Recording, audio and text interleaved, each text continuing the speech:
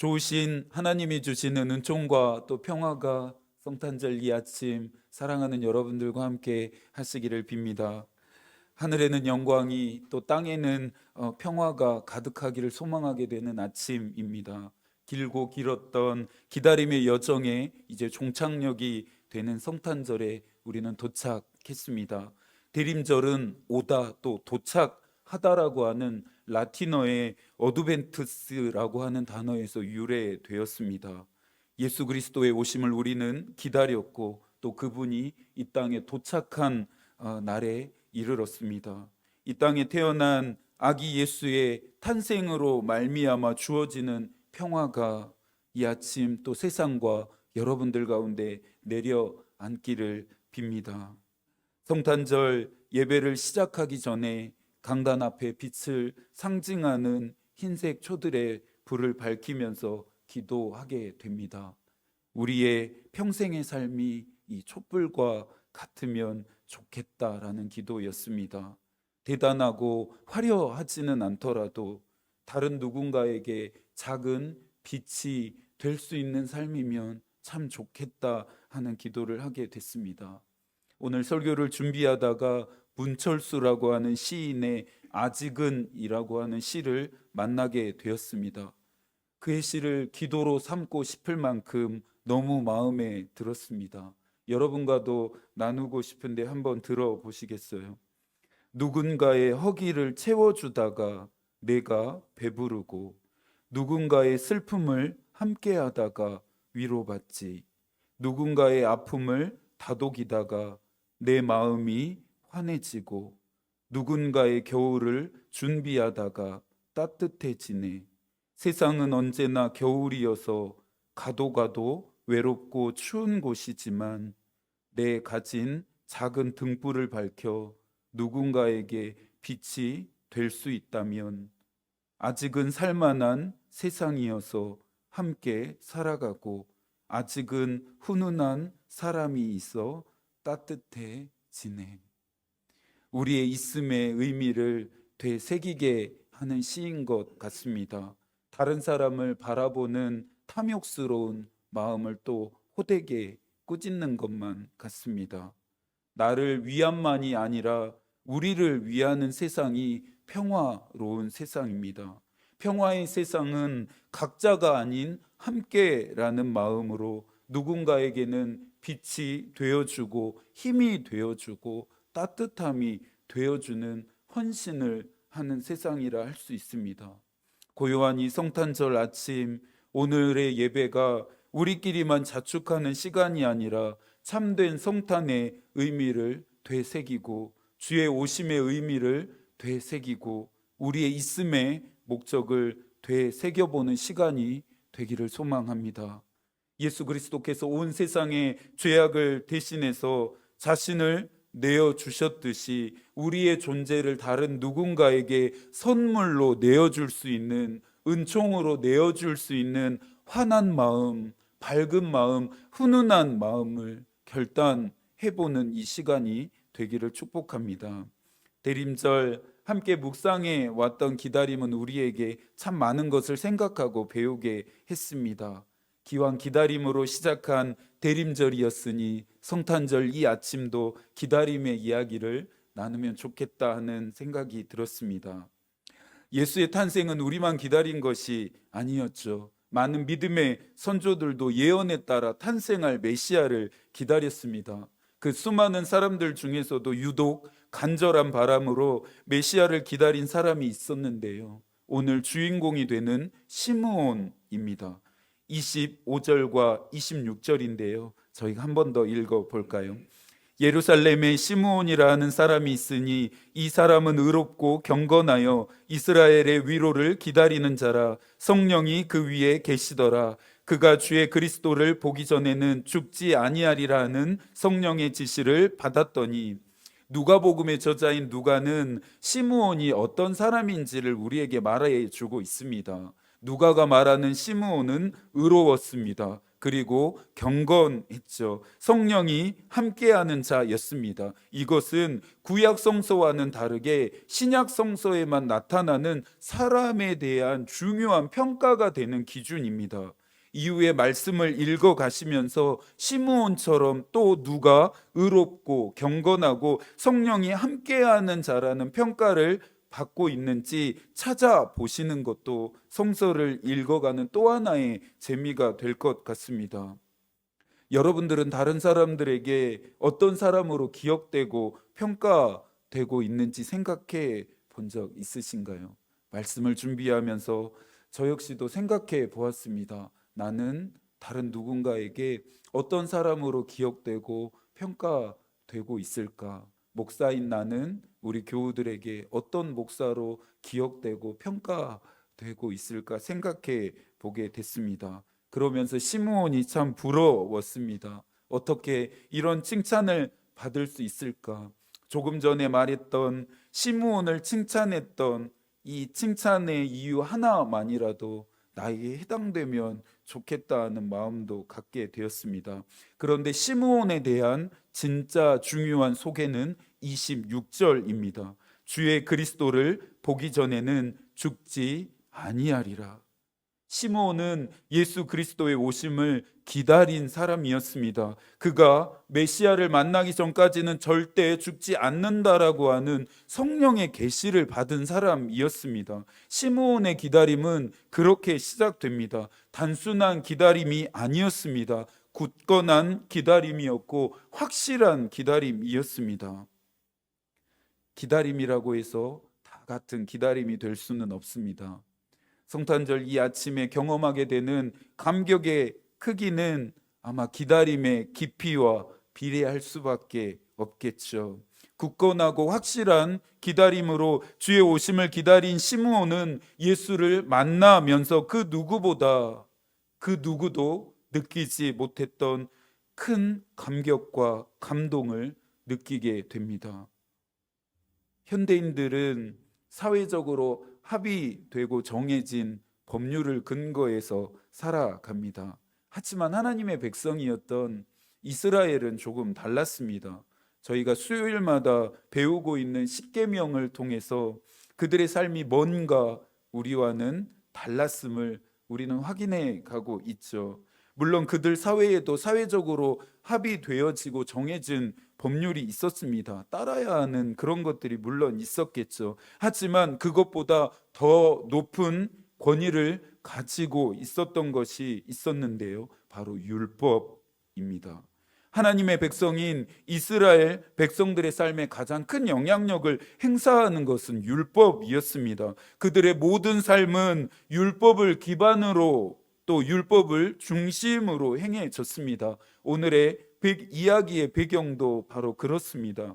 22절입니다. 모세의 법대로 정결 예식의 날이 참에 아기를 데리고 예루살렘에 올라가니 예수의 부모였던 요셉과 마리아는 율법에 정해진 대로 태어난 아기를 정결하게 하기 위해서 예루살렘 성전을 향해 올라갑니다.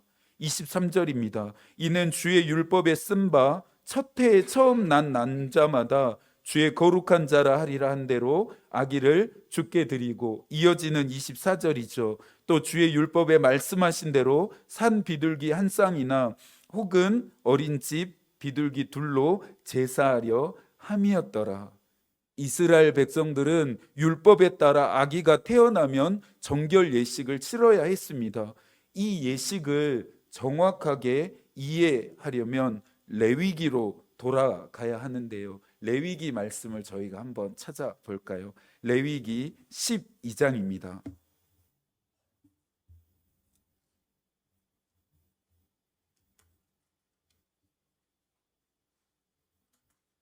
레위기 12장입니다. 제가 가진 성서로는 구약성서 162면에 있습니다. 레위기 12장 1절부터 8절까지의 말씀을 저희가 이번에는 다 같이 합독해 볼까요? 여호와께서 모세에게 말씀하여 이르시되 이스라엘 자손에게 말하여 이르라. 여인이 임신하여 남자를 낳으면 그는 이레 동안 부정하리니 곧 월경할 때와 같이 부정할 것이며 여덟째 날에는 그 아이의 포피를 벨 것이요 그 여인은 아직도 33일을 지내야 사녀리 깨끗하리니 정결하게 되는 기한이 차기 전에는 성물을 만지지도 말며 성소에 들어가지도 말 것이며 여자를 낳으면 그는 2일에 동안 부정하리니 월경할 때와 같을 것이며 사녀리 깨끗하게 됨은 66일이 지내야 하리라. 아들이나 딸이나 정결하게 되는 기한이 차면 그 여인은 번제를 위하여 1년 된 어린 양을 가지고 속죄제를 위하여 집비둘기 새끼나 산비둘기를 회막문 제사장에게로 가져갈 것이요 제사장은 그것을 여호와 앞에 드려서 그 여인을 위하여 속죄할지니 그리하면 사녀리 깨끗하리라. 이는 아들이나 딸을 생산한 여인에게 대한 규례니라. 그 여인이 어린 양을 바치기에 힘이 미치지 못하면 산 비둘기 2마리나 집 비둘기 새끼 2마리를 가져다가 하나는 번제물로 하나는 속죄물로 삼을 것이요 제사장은 그를 위하여 속죄할지니라. 그가 정결하리라. 아멘. 여자가 임신하여 아이를 낳는 일 자체는 율법에 의하면 불경한 일이었습니다. 불경하게 된 다음은 2가지 이유 때문이었는데요. 방금 우리가 레위기 12장에서 확인했던 것처럼 첫째는 여자가 생리할 때처럼 피 흘림 자체가 율법에서는 부정한 일이었기 때문에 출산하는 과정에 피 흘림이 문제가 되었던 것이고, 2번째는 이와 같은 과정에서 태어난 아기 역시 부정하게 되었기 때문입니다. 그래서 모든 산모들과 아기들은 출산한 이후에 율법이 정한 기간이 지난 다음에 제사장에게 가서 예물을 드리고 정결하게 하는 과정, 제사를 거쳐야 했습니다. 이와 같은 율법을 하나님이 제정하신 목적은 출산한 여자와 아이에 대한 차별과 배제가 아니라 여자와 아이를 향한 하나님의 사랑이 담긴 배려였습니다. 누가복음 2장의 22절과 23절까지가 바로 이 레위기 12장과 연결되어지는 내용이라 할 수 있습니다. 정결 예식을 치르기 위해서 남자아이는 40일, 여자아이는 80일을 지나야 했습니다. 레위기 12장 6절 이후부터는 이 기간이 지나고 난 이후에 제물을 가지고 번제와 속죄제를 드리게 됩니다. 번제는 감사와 헌신에 대한 의미였고, 속죄제는 모든 부정으로부터 정결하게 하기 위해서였습니다. 요셉과 마리아는 아기 예수를 데리고 제사장 앞으로 나아갔습니다.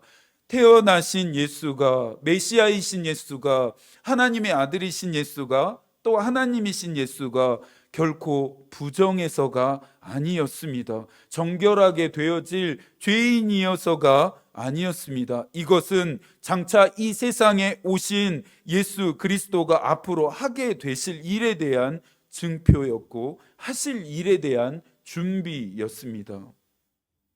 마침내 예수는 모든 인류를 대신할 대제사장이 됩니다. 히브리서 2장 17절입니다. 그러므로 그가 범사에 형제들과 같이 되심이 마땅하도다. 이는 하나님의 일에 자비하고 신실한 대제사장이 되어 백성의 죄를 속량하려 하심이라. 이 땅에 태어나신 예수는 모든 자들을 부정케 하는 죄악으로부터 정결케 하기 위해 오십니다. 죄 사함을 받으러 오신 것이 아니라 모든 죄를 사하시기 위해서 오셨습니다. 정결하게 되어짐을 위한 제물이 되기 위해 오신 것입니다. 그러니 죽기 위해 태어난 분이 바로 예수 그리스도라 할 수 있습니다. 많은 예언자들의 예언대로 또 성령의 지시대로 오실 그리스도를 보기 전까지 죽을 수 없는 사람이 시므온이었습니다. 시므온의 기다림은 특별했습니다. 오시는 메시아가, 또 오시는 메시아가 주시는 하늘의 위로가 현실 가운데 임하기를 기다립니다. 25절에서도 말하죠. 이스라엘의 위로를 기다리는 자라. 이스라엘의 이 말 위로를 기다렸다 함은 무슨 의미가 있을까요? 이스라엘 백성들이 발을 딛고 살아가고 있는 현실의 깨어짐 때문일 것입니다. 로마 제국의 식민 통치 아래서 깨어짐 뿐인 이 세상에서 메시아가 오고 오시는 메시아를 통해 이루어질 하나님의 나라를 시므온은 기다립니다. 그런데 참 놀라운 것은 이 시므온의 기다림은 자신의 의지와 노력으로 지속된 것이 아니라 성령의 역사였습니다. 25절에서는 성령이 시므온 위에 계셨다라고 말합니다. 26절에서는 성령이 시므온에게 지시했다 말합니다. 27절에서는 시므온이 성령의 감동으로 성전에 들어갑니다. 신앙생활은 내 의지와 내 노력도 필요합니다. 그러나 내 의지와 노력만으로는 신앙생활을 하는 사람들은 장거리를 결코 달릴 수 없습니다. 이내 숨이 가빠 멈추게 됩니다. 꾸준한 신앙생활을 위해서는 성령의 도우심, 성령의 역사가 반드시 있어야 합니다. 어제 설교에서 루터의 이야기를 인용한 것처럼 우리의 신앙생활은 우리의 행위보다는 하나님이 행하시는 것이 더 중요하기 때문입니다. 성탄을 맞이하는 우리는 기뻐하고 즐거워할 권리가 있습니다.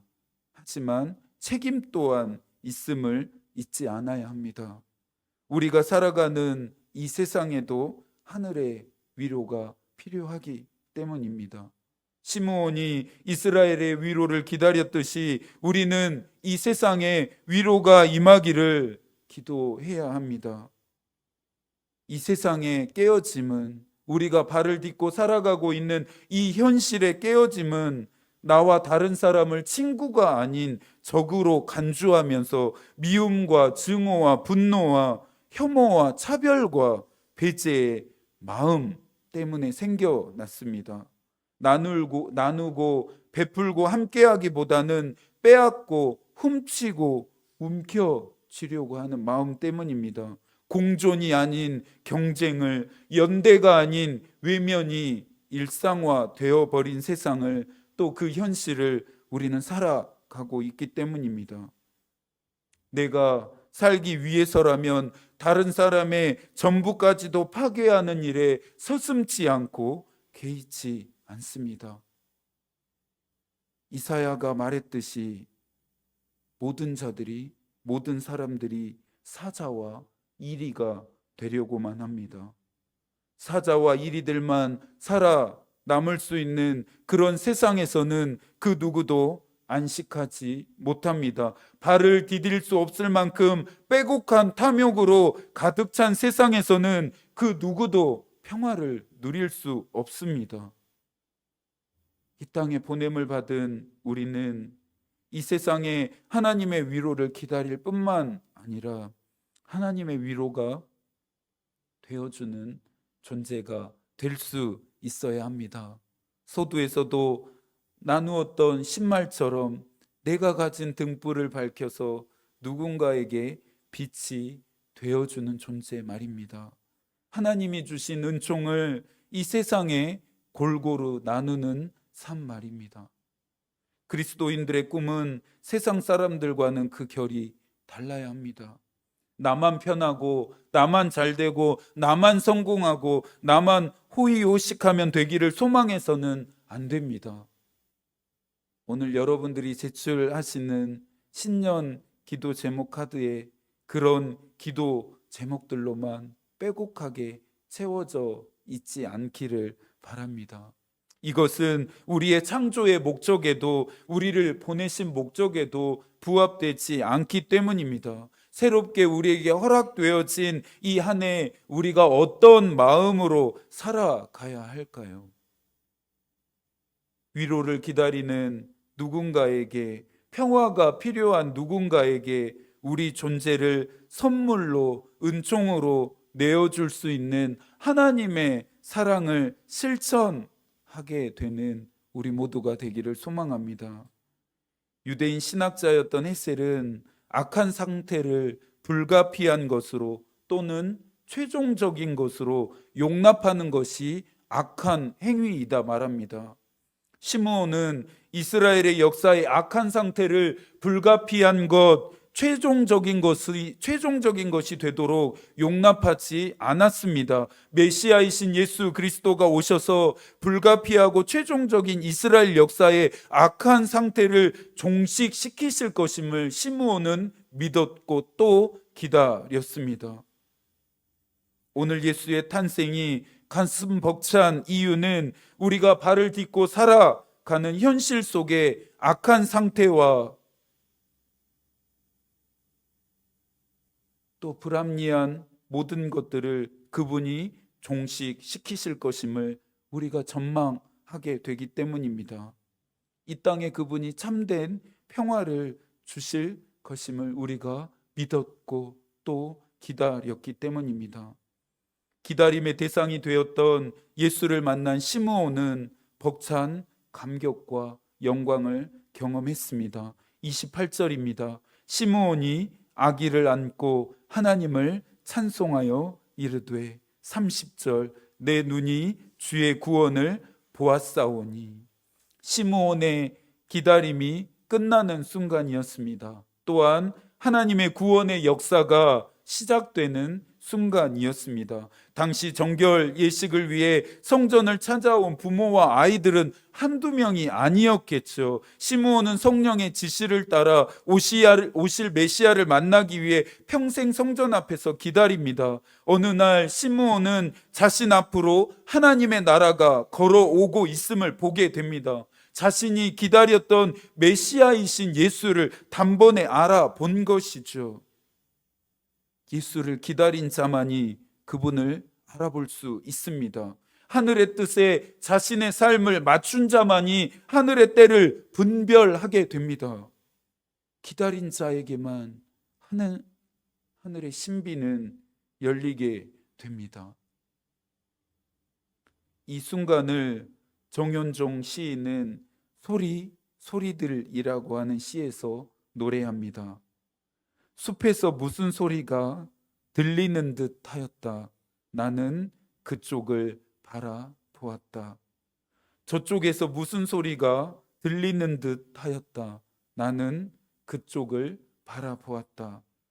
세상에는 우리가 미처 듣지 못한 소리, 알아차리지 못한 소리로 가득 차 있다.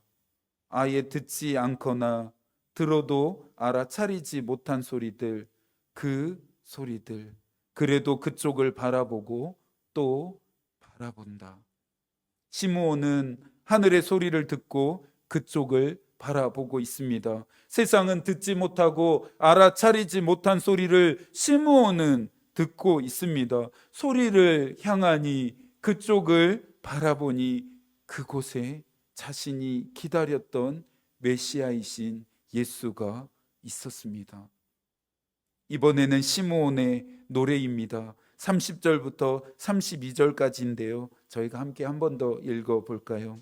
내 눈이 주의 구원을 보았사오니 이는 만민 앞에 예비한 것이요 이방을 비추는 빛이요 주의 백성 이스라엘의 영광이니이다. 예수에 대한 세례 요한의 고백, 예수에 대한 마리아의 고백, 예수에 대한 수많은 예언자들의 고백과 같이 영광스러운 시므온의 고백이라 할 수 있습니다. 오늘 나신 예수는 세상의 빛이 그리고 세상의 영광이 되십니다. 그러나 빛이라고 해서 영광이라고 해서 결코 화려하지 않았습니다. 34절입니다. 시므온이 그들에게 축복하고 그의 어머니 마리아에게 말하여 이르되 보라 이는 이스라엘 중 많은 사람을 패하거나 흥하게 하며 비방을 받는 표적이 되기 위하여 세움을 받았고. 세상이 빛나고 영광스럽게 되기 위해서 예수는 전혀 다른 정반대의 삶을 사셔야 했습니다. 오늘 태어나신 예수는 비방을 받는 표적이 되기 위하여 세움을 받았고 십자가를 짊어지셔야 했습니다. 세상이 빛나고 영광스럽게 되기 위해 예수는 고통 속으로 걸어 들어가십니다. 35절에 나오는 시므온의 예언자적인 말의 의미를 마리아는 알아차렸을 것입니다. 죽기 위해 태어나신 자신의 아기가 이미 이 예수가 짊어져야 할 하늘로부터 부여받은 사명의 무게를 마리아는 예수를 잉태하기 전부터 이미 함께 짊어지고 느끼고 감당하고 있었습니다. 모든 인류의 죄악을 짊어진 자의 최후를 마리아가 모르지 않았습니다. 성탄을 통해 우리가 받게 되는 참된 위로는 우리의 죄를 대신해서 예수 그리스도 대신해서 죽게 되는 예수 그리스도를 보게 되는 것이고 그 예수 그리스도를 만나게 되는 것입니다. 이 성탄절 아침 여러분을 위해 오신 또 여러분의 죄를 위해 죽으신 그 예수 그리스도를 보게 되고 또 만나게 되고 그분이 말씀하시는 그 소리를 듣게 되시기를 축복합니다. 구원자 되시는 그분을 보는 것이 우리에게 희망입니다. 지극히 높은 곳에서는 하나님께 영광이요 땅에서는 하나님이 기뻐하신 사람들 중에 평화로다. 천사들의 이 찬송 소리가 오늘 이 아침 온 땅에 울려 퍼지기를 소망합니다. 찬송가 112장의 가사처럼 오늘 나신 예수를 통해 소란하던 이 세상이 고요해지기를 소망합니다. 이 세상의 모든 자들에게 그리고 피조되어진 모든 것들 위에 하늘의 평화가 깃들기를 소망합니다. 사랑하는 여러분 모두에게 특별하고 복된 성탄이 되기를 축복합니다. 하나님의 마음이 우리의 기도가 되고 하나님의 뜻이 우리의 길이 되기를 빕니다. 아멘.